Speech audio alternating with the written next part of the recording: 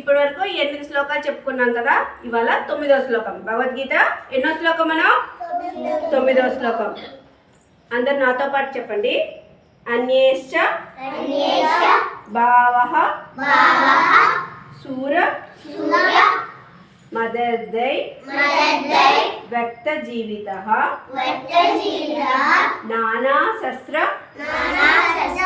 ప్రహరణాః survey యుద్ధ విశారద. నేను భావం చెప్తాను, వినండి మీరు. నా కొరకు తమ జీవితాలను విడుచుటకు సిద్ధపడిన వీరులు ఇంకనో పలువురు కలరు. వారందరూ వివిధ శస్త్రాస్త్రములతో కూడిన వారు, యుద్ధ నైపుణ్యంను కలిగిన వారు అయి ఉన్నారు. ఇప్పుడేంటి, ఈయన వైపు దుర్యోధన వైపు ఎవరెవరు ఉన్నారు ఏంటి అని చెప్పారు. వాళ్ళే కాదు, ఇంకా చాలామంది ఉన్నారు. వాళ్ళందరూ నా కోసం యుద్ధంలో జీవితాన్ని త్యాగం చేయడానికైనా సిద్ధంగా ఉన్నారు.